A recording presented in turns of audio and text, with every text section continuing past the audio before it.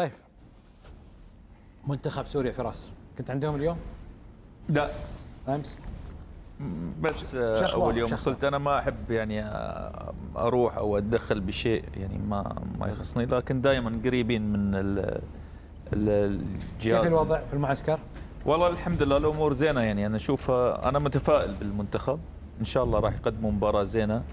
جهوزيه عمر خريبين يعني راح تفرق معنا كثير اذا شارك في المباراه، مع اني اتوقع ان فيها صعوبه، لكن اذا شارك في المباراه عمر خريبين يعني ان شاء الله بتكون حظوظنا بتكبر اكثر في وجود لاعب خبره نفس عمر، ممكن يشارك لربع ساعه او نص ساعه، فهذا راح يعمل فارق للمنتخب السوري.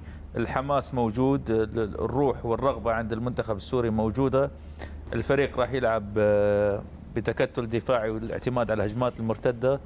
في لاعبين ممكن يكونوا مفاجأة في التشكيل،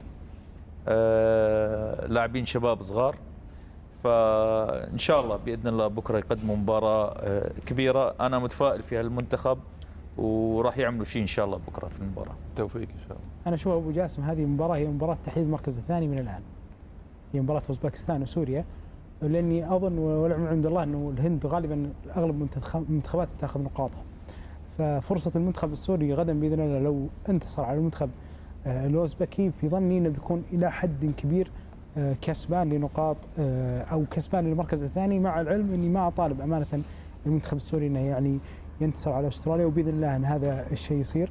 الصعوبة مثل ما ذكرنا دائما أن المنتخب الأوزبكي واحد من أكثر المنتخبات اللي عنده يعني لعيبة محترفين، ولا حتى عنده لعيبة عندهم أساس جيد حتى على مستوى دوري أبطال آسيا، وعندهم دائما أسلوب محدد.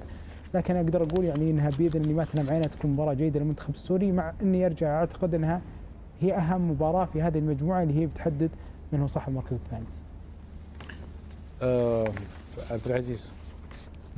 طبعا خالد، نتمنى للمنتخب السوري انه يكون ياخذ النتيجه، ولكن مع احترامي للمنتخب السوري اتوقع الاوزبكي له كلمته بكره حكم المنتخب 16 بس تقريبا، بس انا ما رجعت كثير للخلف. لا 4-0 من الاردن في الاردن في استاد عمان، هاي حضرتها انا والكابتن عبد الله حسن بالنتائج الجيده للمنتخب الاوزبكي. عنده حسبت لحد 15 مباراه، عنده 3 خسارات، حتى الثلاث خسارات اللي موجوده عنده ايران، كوستاريكا، امريكا. فايز على بوليفيا، فايز على فرق كبيره.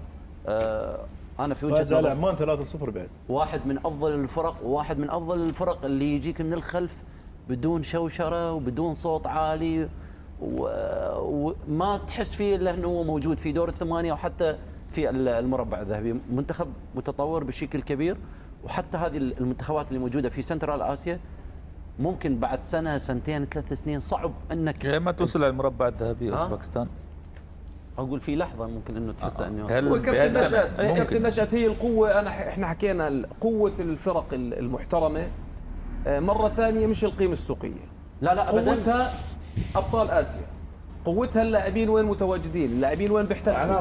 العناصر نعم، العناصر المتواجده في المنتخب الاوزبكي. اذا بدنا نحكي عن حتى الدوري عثمان، حتى الدوري مردود الدوري هو من يحدد قوه نعم. المنتخب 100%. انت اليوم تشوف مثلا تكلم قبل شوي الكابتن طاجكستان وقوتهم موجوده بنادي استقلول في البطوله الاسيويه، اوزبكستان وقوه الانديه اللي موجوده في البطوله الاسيويه، كل هذا مردود للمنتخب. بدي اعطيك مثال صغير.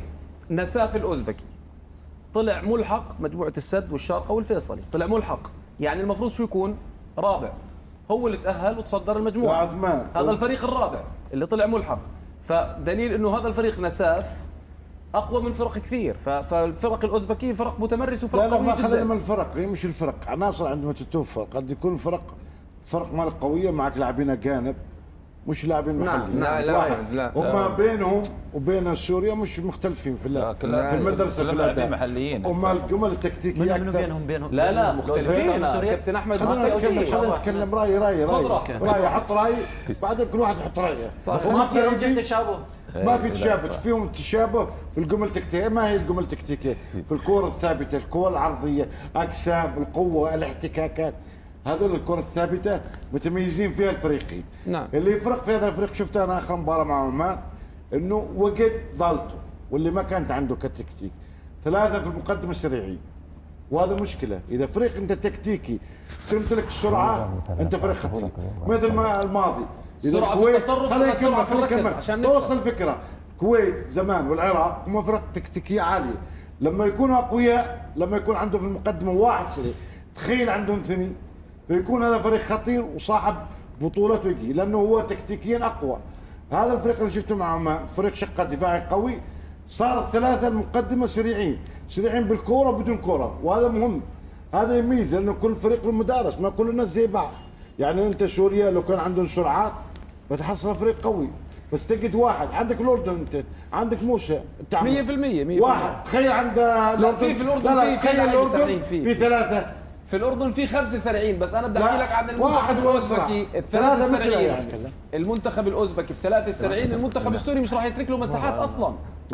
المنتخب السوري ما راح يترك لهم المساحات اصلا. عندهم الشيء اصابه اللي بقلب بخوف الدفاع، عندهم اصابه بقلب الدفاع مش الاساسي مساحات، اوزبكستان. يعطيكم العافيه. عبد الله ما سمعت رايك. تبي نتكلم على ذول ولا تبي نتكلمك عن استراليا؟ لان حتى استراليا ما خليتنا. انا ابي عن سوريا لو سمحت.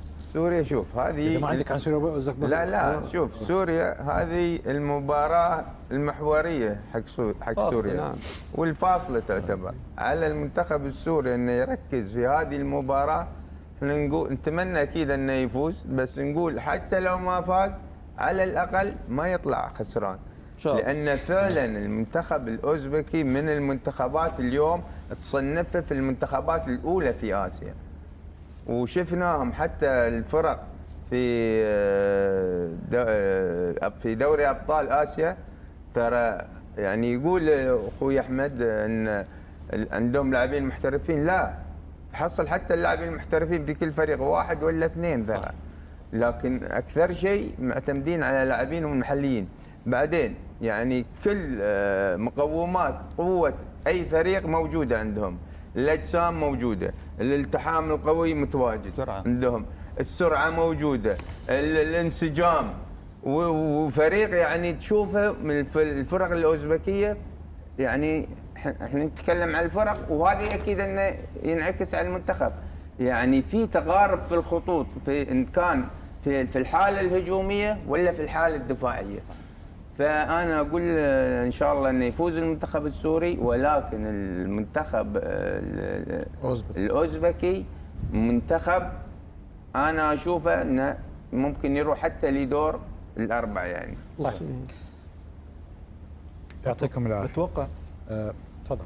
تفضل.